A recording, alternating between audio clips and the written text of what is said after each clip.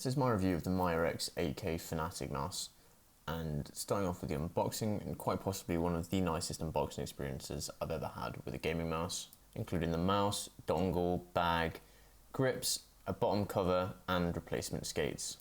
All of the accessories included with this product have been top tier. The drawstring bag has like a felt inner, which is very nice quality and feels very soft to the touch, and the dongle itself gives the mouse the 8K functionality and has simple branding but in the orange Fnatic colorway and 8K polling on the side.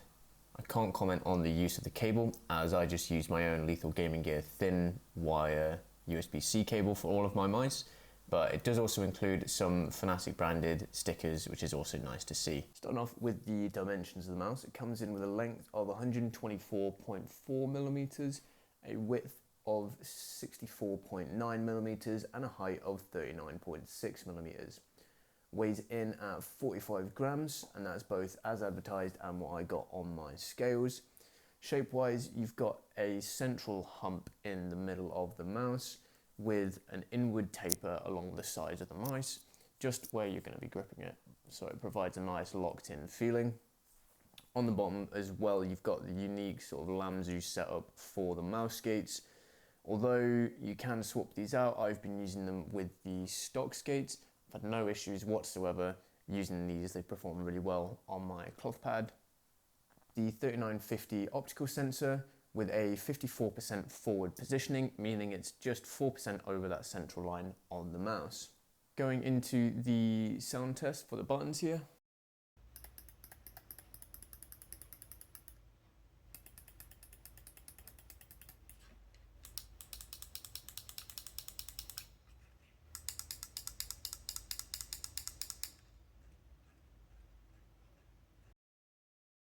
So as you can hear, it's a fairly hollow and light sounding click.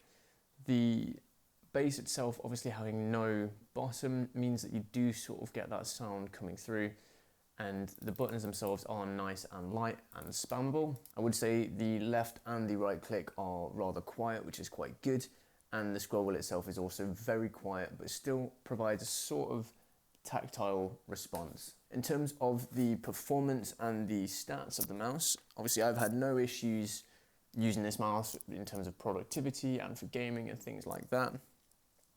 There's a slight deviation with the sensor. It's a negative 2.5% deviation, which is just to keep in mind if you're looking to match your sensitivity and the feel of the mouse coming from a different one. You just want to take that percentage into account, but it's good that this is negative and low.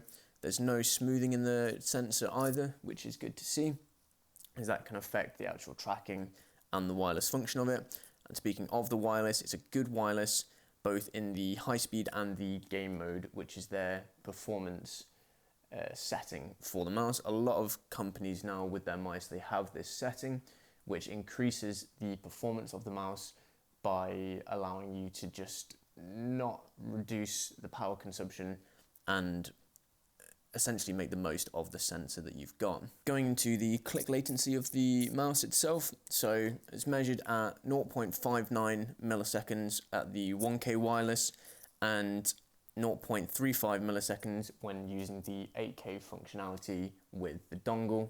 Now the good thing about the Fnatic mouse itself, apart from the coating of the mouse, which is very grippy and tactile, it also comes with the 8K receiver with the package, which is good. Battery life wise, the advertised battery life for this mouse is 80 hours using the 1000 Hertz polling rate and coming in at 20 hours for the 8K polling rate.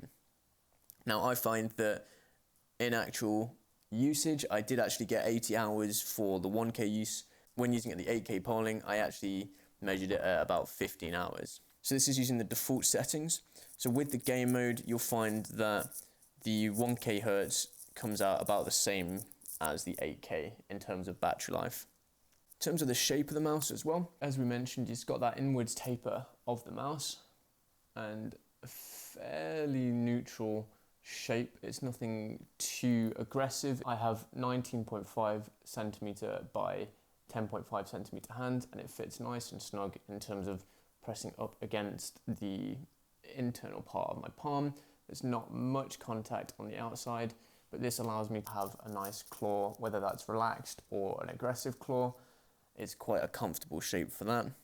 It's very similar to the VAXI XE, G-Wall's HTM, or the Superlight 2, so if you've liked any of those shapes, you'll probably find that this feels quite comfortable as well. But overall, say I've used this on and off since purchasing it on the release. It's been in my rotation alongside a couple of other mice at the moment, so I've recently been using this alongside the Harpy Ace and the Cherry Extrafly M68 Pro, which I'm going to be doing a review of next and seeing how they kind of compare.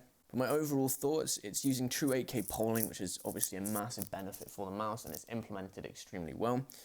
It's got a very low click latency. It's not something you're going to notice when playing games, and it will still give you that competitive edge.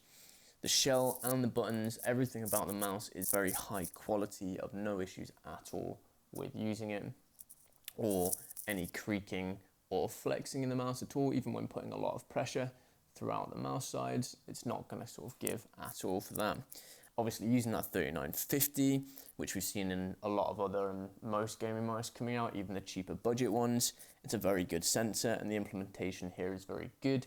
It's using that WebDriver from LAMZU, which I'm obviously a massive fan for, because you're not having to download loads of bloated software or anything on your computer. From a reputable brand such as LAMZU, downloading their software probably wouldn't be an issue, but for me, I just don't like a lot of bloat on my computer, so having that WebDriver is something that I can get behind. And the coating itself is very grippy. In terms of price, this came in at £119.99, which is still quite high, I would say, in the current market of things, especially with the influx of cheaper mice coming in, but still matching the performance of the higher brand mice. I would say you do get what you pay for. It is a very good mouse. Even in 2025, the stats, the performance and everything still holds up. The weight itself as well is still very competitive. I find it's nice and light. I don't use this for fingertip. It's a little bit too big for fingertip. I would use the Op1 Wireless 4K if I'm wanting to fingertip for mice. But it is still possible. You just have to click slightly higher up, or it would just sit in your palm a little bit funny. But I'd say even in 2025, the Fnatic LAMZU X 8K is still a worthwhile mouse. I would say that there are mice out there that will compete just as well for a much cheaper price, but if you do have your eyes set on this, I'd say it's still worth it. This is the Maya X, so the slightly bigger version. LAMZU do also sell it as a slightly smaller model, but overall, still a very good mouse.